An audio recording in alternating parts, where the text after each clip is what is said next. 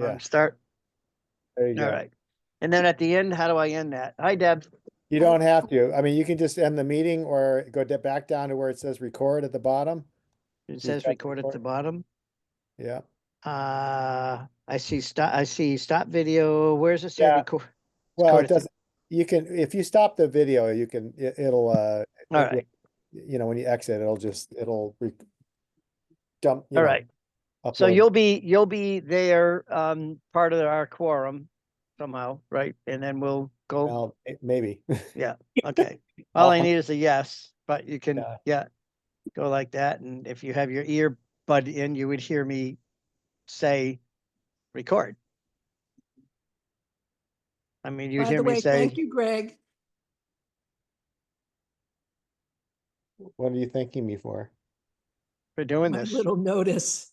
You got a notice?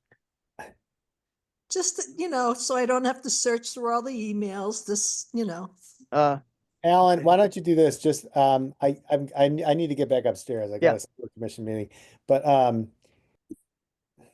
gonna basically sign off.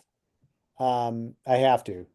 Okay. You'll be fine. You just keep going. You're recording, Mhm. and I will come on as soon as we're done. Okay. Okay. All right. All right. Have a productive meeting. Thanks. I was hoping he'd stay on the screen there, just, yeah, but he didn't. So how you doing? Good. So this should be a fairly quick meeting, actually. I want to make sure we're touching bases and things and covering a few things. There's always new developments. We had one this week when I learned that the superintendent of Gil Montague is resigning. Yeah. So I'll probably ask Bill, because that was a news article, which I haven't read, but I heard all about it in terms of, what do they see as the next steps and so forth. I remember when Pioneer, when the Hart Committee was, and we had, we knew that Mike was going to be resigning, and Pioneer had one more year. We told them to hire an interim superintendent because ours was resigning. And we said, so we went to the school committee and said, hire an interim for a year because Mike's resigning, and that's an opportunity to have a shared superintendent and see how this would work. Yeah. And Pioneer wouldn't listen to us at all. And they ended up hiring a guy with a 3-year contract as who was a business teacher, and it was just a nightmare. So I'm wondering, what Gil Montague was thinking, since this will be coming to a vote, and see what their process might be. So, school committee hasn't met, discussed it, but Bill's the vice chair, so he could maybe give us some insight as to what they're thinking the process will be. So I'll probably invite him to make a comment on that, since it's in the news. And when that happens, there's all kinds of people speculating. Yeah. Yeah. So, yeah. So I'm going to try to just get in front of that. Bill should have some insight. Yeah. At least to, Yeah. He can't say he could. Right. Well, yeah, he could probably just give us a quick update on I'm sure it'll be on the school committee calendar that's coming up real soon, but I don't think it has been yet. Now, Willett said that he was going to stay on and help in the process and the transition in the article. Yeah. Oh, is that what it said? Okay. Yeah. And this AI generated thing was very. Let's see. Oh, did it finally, the meeting concluded with longer, let's discuss the adjourn. Oh, good. It took it out. Wait a minute. This is the April. Oh, the April. Oh, good. I was concerned because they had in there, the one that I was looking at, and I said, Greg, you got to take that out. It said, I hope these are the right minutes. It said that, the minutes that you got at the very end, it didn't make the mistake in saying that Paul O'Neill, who was a long-serving excuse me, member of our committee, had passed away. It didn't say that, right? I didn't read them, Alan. Okay, because I was trying to make sure that was not in them, because it was, and it was AI generated. And I said to Greg, no, Karen O'Neill's husband Right. you know, so I guess I'll find out. And I'll be honest with you, even then, I can't remember if we had adjourned and then you said it.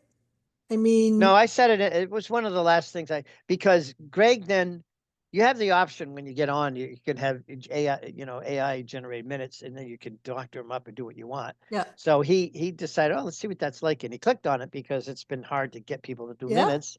And then he could just, fix them up. And so when the meeting was over, he stopped it. So Yeah. AI wouldn't have picked that up unless I said it unless during you the said it well meeting, before the meeting was. before it adjourned. was actually adjourned. So I was looking for Karen's number, but I could not find it. So so no one's here yet. So that's interesting. So why no one's here? Let me try to do this real fast because 7 people are waiting. Oh, that's me. So you've got to let them in. Yeah. So how do I do that? I have no idea. Oh, geez. Okay. Dorinda, admit. Mike, who's Mike Jackson? Admit. Jake Ebenwhite, admit. Reporter? Ray, admit. Deb Bloomer, you're in. Dorinda, Karen O'Neill asked to be unmuted.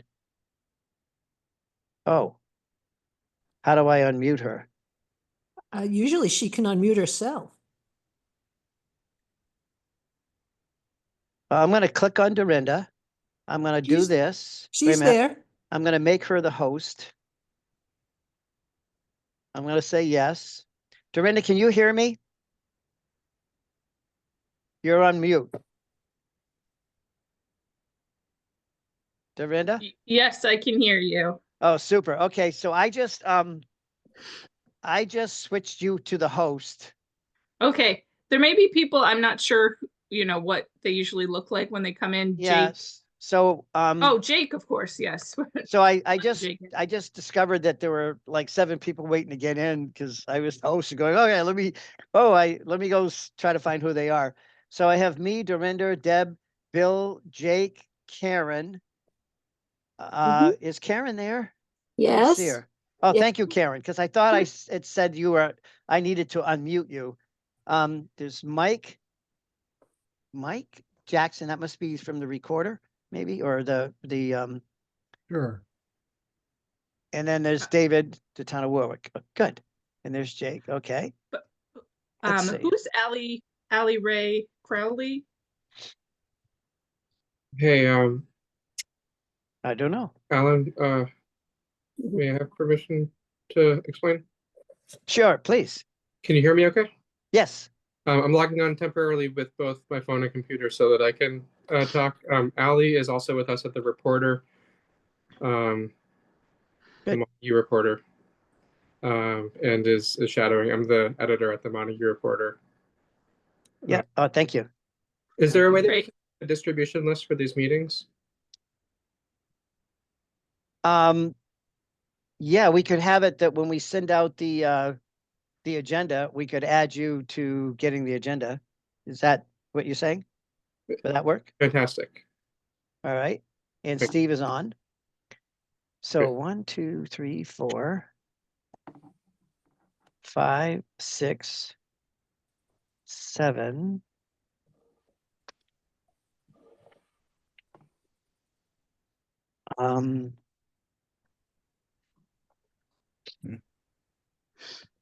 Are we able to get going? Greg was on. He had to sign off for a few minutes. Well, are we 50% of available slots Yes. or 50% of We voted 50% as a quorum. the people there should be, or the people that there currently are? Those are two different things, right? If we're down a couple from each. Yeah, people that are members, are presently members. Yeah, then 7's fine. We have 12 we should be fine. members. Yeah. All right, so let's we all set then? Can I will officially open the meeting at 6:37. And I'll just quickly go through the roll call here. I'll start at the bottom. David? Young? Here. And thank you. Bill is here. Yes. Dorinda? Here. and Alan Genovese is here, Deb Loomer, Here. and Steve Richter, Here. and Karen O'Neill, Here. and I think I have everyone. All right, so let's go right through this agenda. It's a fairly light agenda, but you know, there are several things we want to make sure we cover. So it's 6:37. We've called to order. We have with us Jake, so I'd like to go right to the beginning. Jake Epperwine was the project director, or you can correct the title there, but he worked in the Berkshire efforts to form a new regional school district with 8 towns that he was working with. And so I thought this would be a great opportunity to just meet him, have him talk just briefly a little bit about himself, and then what they learned in terms of the benefits in doing that, and any takeaways we might be able to have from his comments. Greg and I talked to him for like an hour, well over an hour, and we found him to be a wealth of information. We don't have obviously that kind of time, so I wanted you to meet him, and he definitely has a passion for the possibilities of what you can do in a bigger regional district. So, Jake, do you mind if I turn that over to you now to quick background and then share some thoughts? Yeah, of course. I'm happy to share thoughts, or I'm also more than happy to answer any questions or respond to any prompts you may have. If there's particular things you want me to address, I tend to blather on about this stuff. So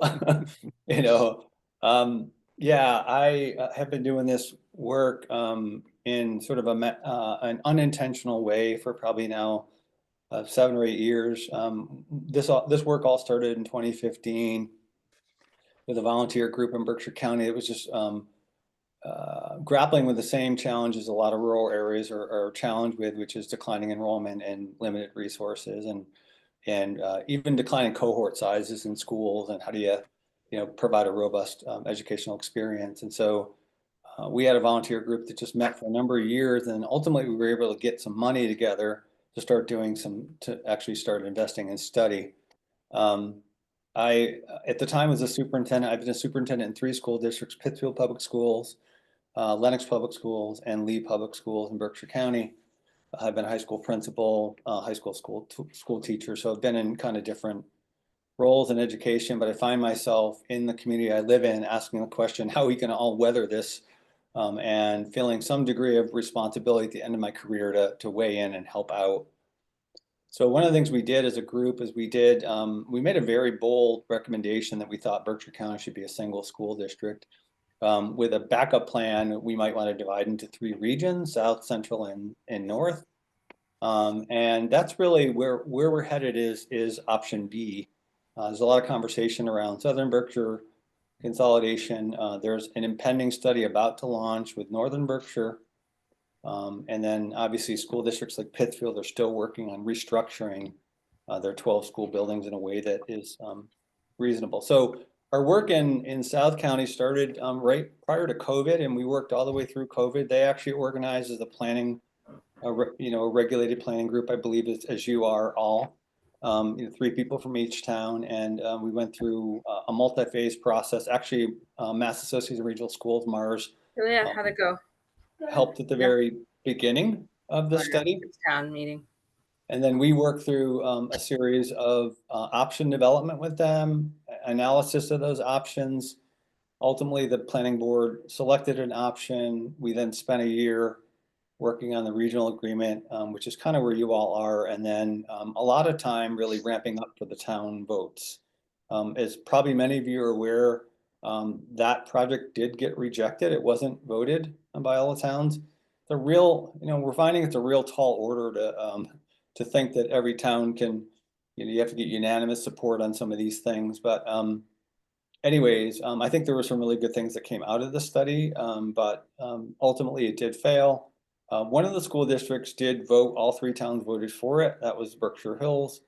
And in Southern Berkshire, I think we had one town vote for it, a couple were right on the fence, and then we had one of the bigger towns, Sheffield, which is where their school is located. They rejected pretty strongly rejected the proposal. And part of that, as you know, there's always you're always going to have a challenge when you're talking about reorganizing kids and closing schools.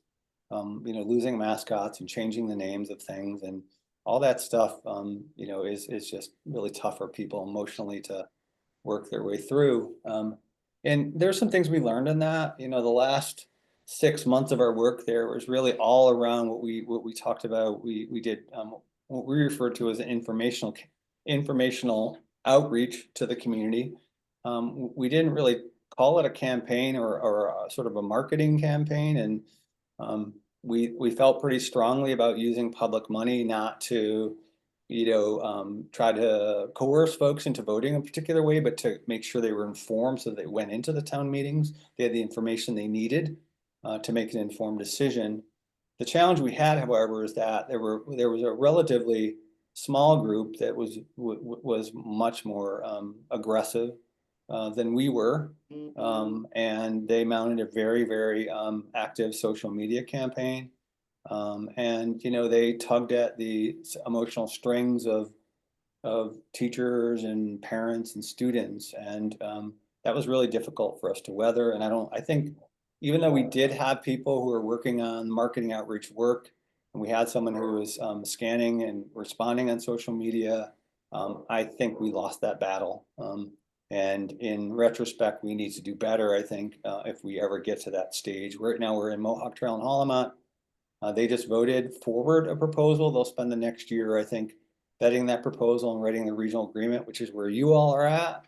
And so hopefully a year from now, they'll be in the same position preparing for a vote. But those are things that we definitely will take into consideration, which is how you really have to be super active and have a very comprehensive and mixed methodology to how you do your outreach. We've done a lot. We sort of started Mohawk Trail right out of the gate with a lot of community engagement and outreach, presentations at every school, every town, every select board, every finance subcommittee, direct mailings, hard copy stuff, social media. So trying to hit it from a variety of angles. The other thing I talked to Greg and Alan about too was this idea of really having strong advocates in each of your towns who can speak for the project. I refer to them as champions. You've got to have credible people who are willing to stand up, talk to their neighbors, talk at the transfer station, on the date of the vote, be on the town floor and make some remarks. You know, it's going to be really important that you have credible people who can do that. In many ways, your consultants, they can't do that, right? Because they're paid and they're going to be perceived as you know, having a bias, and actually many of you probably will be perceived that way too, because you've been at the project, you've been on the project, and folks will, you know, as I say, they will often, you know, sort of challenge the message and the messenger. And so the more you can get folks who are on the ground level in the community, who can speak to the value proposition that you're putting in front of people, I think the better off. So I'm happy to fill in all kinds of details. I mean, that is like a 30,000 foot, you know, flyover. But if you have particular questions that I can talk about, both, you know, successes and very honestly failures or places where we felt we could have done better, I'm happy to talk about that. So why don't I open that up for a minute? Anyone have Deb Loomer? Yeah, just a quick question, only because some people have said this about what we were doing, and they said, why don't we just have a Franklin County regional high school?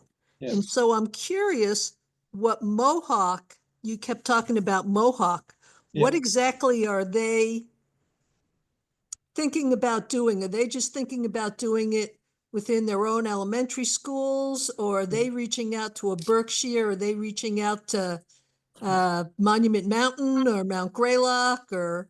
Yeah. Yeah, it's kind of interesting because as you all know, you know, elementary schools are driven by classrooms, right? So you can often shrink and still sort of maintain reasonable class sizes, their enrollment in elementary school has shrunk so much that they're getting to the point where they have incredibly single-digit grade levels in schools. So because between the two districts they have 4 elementary schools, they've already consolidated their middle and high school. There's no more consolidation to do there, at least within the 8 towns.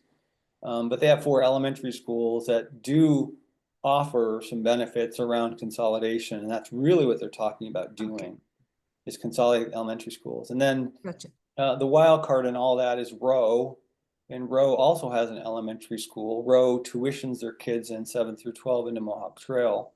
So there is a conversation about whether Rowe would join the district, formally either pre-K through 12 or 7 or 6 through 12, and then also consolidate elementary school. So we're really seeing the savings by, and this gets very, very controversial.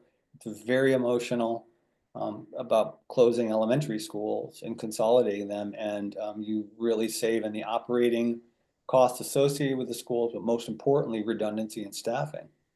And so that helps. Now, their high school is still going to be small.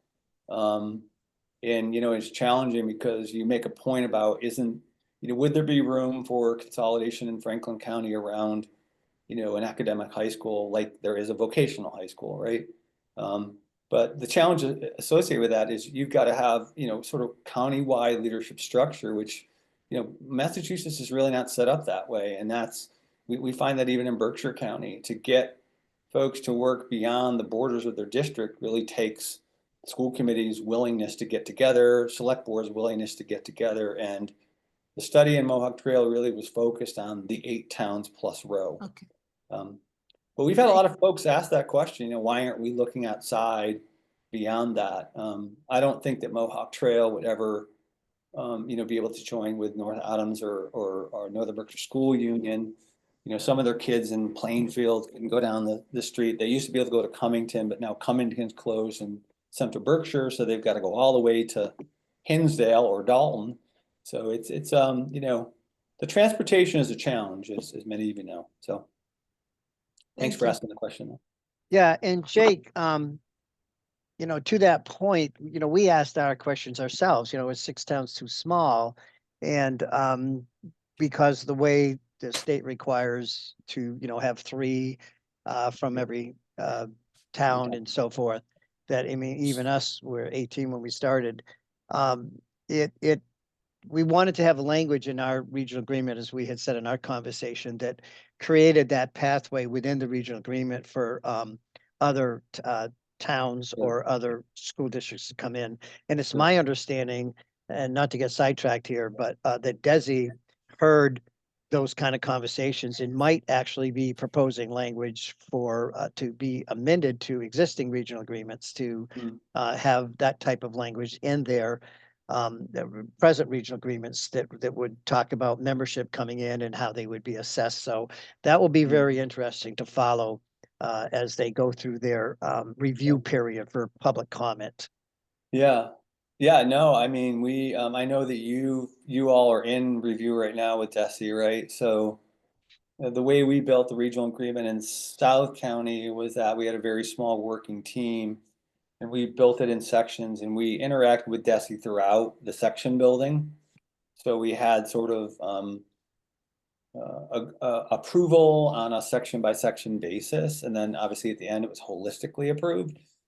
But it was kind of nice to build it that way. And then we brought it back in sections. But as you point out, Alan, there were a lot of things where DESI had very particular requirements around things that needed to be included in. I think the addition and subtraction of member towns into the agreement is one of those things. The Mohawk Trail agreement right now, one of the things we did as part of our initial work was to look at the agreements. And Mohawk Trail did an update. Holomont's agreement was probably written in the 60s. So it's not contemporized at all, and their regional agreement requires a town vote on like everything.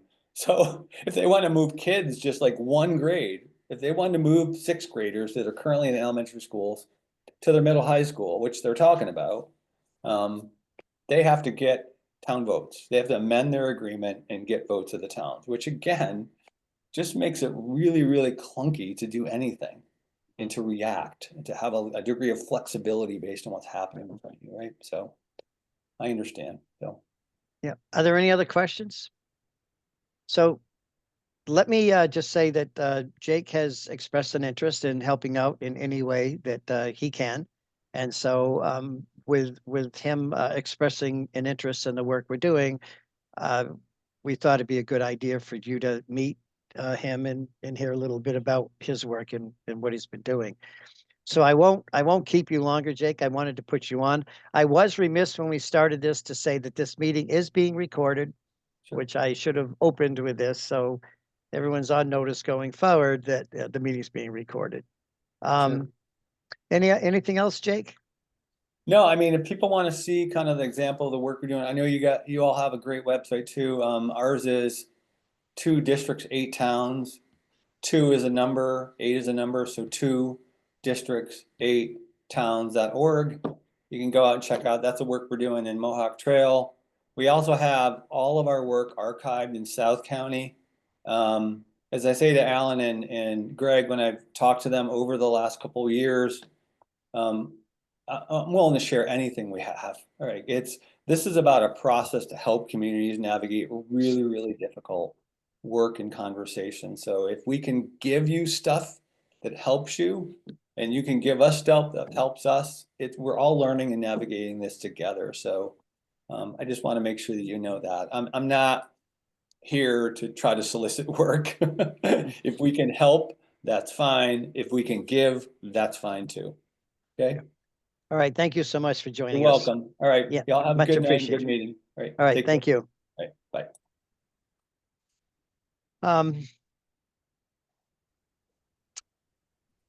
All right. Let me go to the minutes of April 29th. And people had a chance to read them. Oh, and let me also note that Deb Pote has joined us. Michelle has joined us. And I think that's it since we started. Any comments on the minutes? Move to approve. Is there a second? I'll second. Michelle. All right. Any comments? You saw from my notes that they were AI generated and Greg tried to tidy them up. I put back several edits to them. I'd like the fact that they have like a beginning and then like a summary at the end. So, and we'll see how that works. Roll call vote. Deb Loomer. I'm going to abstain. I did not get to read them. Okay. Alan Genovese is yes. Deb Pote. I approve. Yeah. And Dorinda. Yes. Bill. Yes. Steve. Yes. David. Yes. Michelle. Yes. Karen. Yes. All right. I think, did I get everyone? So the minutes are approved. The comment, so the communication update, first one is from Jay. I've been in touch with him a couple of times. He has submitted it to Desi and he sent me a message today because I had asked, for a follow-up, where are they? So he said they do have them and they are being reviewed now. So I was looking for a timeline of when they thought they would complete that process. I did not get one, but I'm encouraged that they are looking at them. So I guess sometimes I get over reactive in terms of what's the deadline, when might we get it? Because we have a lot to do once we get those back. So that was encouraging. We had I think every town meeting has, every town has had their town meeting except for Michelle in Leiden. And is yours June 3rd or 6th? June 2nd. Oh, June And 2nd. I Yeah. have an update. The moderator is going to let me read at the end of the meeting. Oh, wonderful. So Wonderful. So I appreciate the, people stepping up and making their, reading the script and bringing that to people's attention. I was curious if the people that did that, if people came up after the meeting, after, or if it generated any conversation, whether for or, supporting or not supporting, or just it was informational and that was it. Does anyone have any comment that had their town meeting regarding that? At ours, someone was annoyed that they weren't allowed to say anything after it. Oh, So they commented just that they were annoyed that they couldn't comment. no. Do you think that was coming from a good place, or just they were just annoyed? It's a town meeting and they can't talk. Yeah, I think, it's we don't usually have something informational like that at the beginning. So I think outreach efforts as soon as possible to start getting people information. Yeah. It was helpful to remind the town, and that was the comment that I received after, that this was going on, and that they were looking forward to getting additional information, but to remind them that it was the towns that voted us to do this work, and so we're doing this work on their behalf, and therefore we wanted to give them an update. So I think from that perspective it was appreciated. All right, we did Jake. So news articles, there was the update we had in the 6-town regional planning board one, to give them a heads up.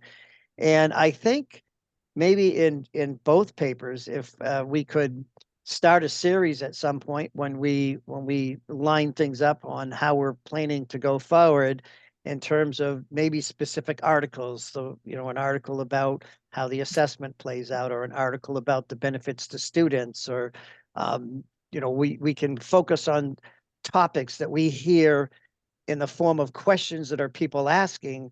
We might be able to then have articles that are written around that point. Dorinda, you're the host, so please jump in. Oh no, this was Anytime. just like sort of a question related to that. So the assessments were run like a year and a half ago, right? So I'm wondering if before town meetings we'll get sort of a modern assessment. I know, for example, like Gill's assessment increased 12% this year, so maybe they would no longer have a 6% increase in their assessment through regionalization, because they've already had that bump because they had a lot of kindergartners this year. So, or maybe they'd still have 6% on top of that. So it'd be good to know. I think people will want the hard numbers based on the incoming kindergarten class, like later this summer, if that's something we still have the funding to run. Sure. Question.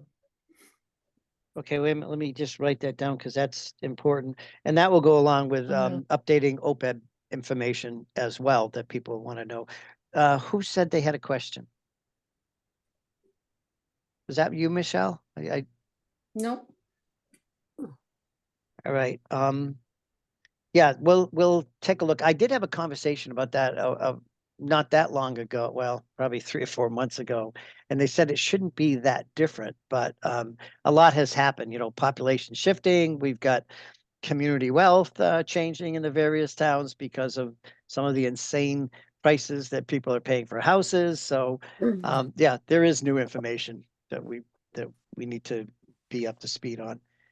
And then there was anything else on that piece? And then there was an article regarding the resignation of the Gilmonagu school superintendent. And so, that obviously spirits, conversation about, what's that all about? We're fortunate that Bill is with us, and he is the vice chair of the Gilmonagu Regional School District. So, Bill, in terms of process, or what, I didn't see anything about the school committee taking having a conversation about how they are thinking on proceeding. Are you able to fill in any blanks for us to help us understand what you think might be happening?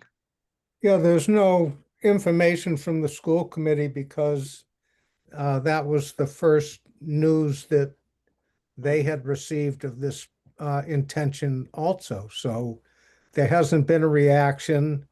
There are obviously timing issues involved with it in terms of a replacement, because you have to establish a committee to do it and do the superintendent search and all of that. This is kind of late in the year to be doing that. So no, nothing has been, this is just the beginning. And the elections were just yesterday and today in the two towns. So actually, the school committee's next step at our next meeting in a week is to reorganize and to elect new officials. And from there, certainly this will be a top priority, as school committees are responsible for superintendents and the budget. Are superintendents usually hired on an interim basis at first, or not interim, or would it need to be interim? No, those are two different animals. Interim superintendents are traditionally, as I understand it, not candidates to be the full superintendent. So yes, because of timing, probably an interim is what the reality will be for this district, leading into the next school year, at which time then you will have time to establish a committee and do the interviews and make a decision. So you're probably looking at a full year of an interim. All right, thank you, Bill. I know that when a school committee goes down this road for a process, you have the option, and you usually put that in your reach out when you're soliciting applicants. You can put in there that that the person that gets selected to serve as the interim either may apply for the position of the full-time or permanent superintendent, or may not. So that would be a conversation you probably want to think about, so that it's clear to candidates. They're not automatically excluded. Yes, that's a good point, Alan, but I will say that for Gil Montague in the past has had an interim superintendent who was an in-house person that then did become the superintendent. So I'm fully aware that that happens. I'm just saying that it's not the usual approach. Yep, perfect. All right, well, thank you for that update. That's helpful, very helpful. Appreciate it. We're on the next topic, which is the naming committee. I think the way we left it, everyone seemed to be pretty comfortable with that, but it was the AI talked about, and I may have said this, if everyone wants to sleep on that for a bit and bring it back to the next meeting, we can do that. But then I couldn't quite remember, did we finish and say, okay, this is what it is, or did we want to bring it back and just reaffirm, yep, this is the decision? So one of the Debs, can you speak to that? Because I wasn't clear. Yeah, I think, well, I don't know. Is Greg here on the phone? Not right now. He might be joining us after. I think Greg was being a little provocative, but I thought most people seemed pretty happy with Great River, and I think he was too. I don't see any point in going through all of this again. I think Deb and I worked hard to come up with, to reach out to different people, and I think it's perfectly good name for this possible regionalization. And the last meeting, nobody seemed to have any kind of issue with it, and I don't think it's inappropriate to take the name that honors the colonists who came here, their perspective. Or I think it would be inappropriate actually to take the indigenous people's language when Connecticut is a bastardization of their two different indigenous communities. Does that make sense? So Great River, I think it makes a lot of sense. My daughter, give me a thumbs up. Yep. Lots of talks about this. I didn't get any negative feedback from it. I know it was in the newspaper. So yeah, I think it's a good choice. And actually it came from Bijak, who was a select board member in Northfield. It was her recommendation. Yeah. Okay, thank you. Deb? I was going to say, yeah, and there were a couple of people in Montague who also said that. I was going to say, assuming the minutes, the way they read was that we would possibly look at it, I would like to be more in the affirmative to say, I move that we keep the name Great River Regional School District as the name. Yeah, and this is such an important decision. And yes, we were just talking about different things. And I think that's why I had said, well, if you want, we could come back. I've done this at other school committee meetings and just reaffirm, yeah, this is the name. Just reaffirm. And that's Yep. it. So we could do it by vote, or we could just by consensus, people are comfortable with reaffirming that is the name. I liked it because it had a ring to it in terms of when you add the word regional in it. It kind of went together well. Deb made a motion, I'll second it. Thank you. All right. So roll call vote. All those in favor, we'll just go on. Deb Loomer, Yep. Alan Genovese, yes. Dorinda, Yes. Bill, Yep, Rick. Steve? I'm sorry, Steve. Yeah. Where'd Rick come from? Deb Pote Yes.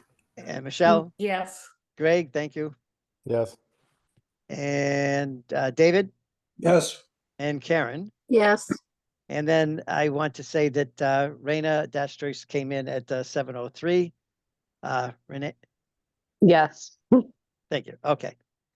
All right. So that's it. That's our name. I will pass that on to Jay, and he will let Desi know to put that in the beginning of the regional agreement that they're reviewing. All right.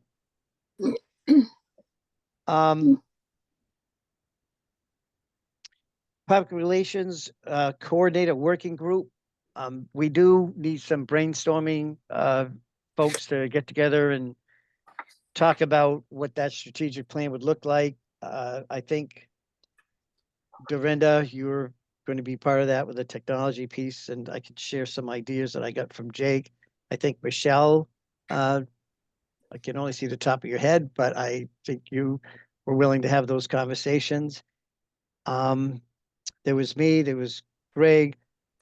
Anyone else want to be part of sharing big picture ideas and how we get the public more involved in how we're going to disseminate information? I certainly would encourage you to two things. One of them would be to, if you're interested, let Greg know. If you have questions, call either of us and talk. The other one is that it doesn't have to be someone on this committee. So if you know people who have an interest in our work and have the interest and maybe some really good ideas or are motivated to help out, if you could encourage them to contact Greg. I think Jake's point about involving champions in the communities is a really, really good one. And so if you could all in the next, let's say 2 weeks, try to get two names at least if possible and get them to Greg so we can, their phone number, and that they're comfortable with us reaching out to them and trying to pull folks together to have a conversation. We've got to get that moving. All right. Any comments, suggestions around that? Greg, does that make sense to you? Welcome back. Yeah, no, that's fine. Yeah, I think a lot of it's just going to be some common sense sort of PR that is just some work, but you know, getting out on social media, getting out in newsletters, you know, spreading the word, writing articles, all that, just hitting a lot of different places. So that brings us, I indicated this is Can I ask one a light question? agenda. Yeah, please, Dorinda. When we pass legal review, then is it going to go to all the select boards? Like before we post it, like at what point do we post it on the website? What point do we start sharing it with the community? Should it go to select boards after legal review? Or did the select boards just say legal review's fine, everybody agreed to it, we're good? I think what the next step would be is once we get the feedback from Desi, and that's why I want to get a couple of meetings scheduled, then that should come back to the planning board. And the planning board should see what they have to say and have some conversations about any particular articles or suggestions. And then from there, we can have a conversation. If we have a meeting of the minds in those conversations, then at that point, we could have it then go to the select boards. But I don't think the order should be it goes to the select board at the same time. And we haven't had a conversation about that, because I would think they'd be interested in our feedback about the various articles and why we may support them or push back on them. So they would have an idea of where we stand. So if that makes sense, that's what I'm thinking the process would be right now. And I'm very interested in see what that is. And that's why I really want to schedule a meeting that we can pull together as soon as we get this and say, all right, here's a document. We've sent it out to you. You've had a chance to read it. Let's go through any of the articles that seem to be, I'll call it problematic, since I can't think of a better word right now. Does that make sense? Okay. So then that brings us to scheduling a meeting and or some meetings during the summer. And people are on vacations, and it will be hard to, you know, it's not going to be easy. But if we can just come up with a tentative calendar, then we can, if we have some, I want to call them emergency meetings, but meetings that we need to have in order to move this forward and make some decisions, that would be good. I threw out there June 17th, 24, and 25th, just to get us started for June. So I'm opening that up to what people, as you look in your calendar, which one of those, if we have the information to have a meeting, then we would have it. If we don't have any information, then we'll just have to wait until we get it. Hopefully we'll have it by then. That's quite a ways off.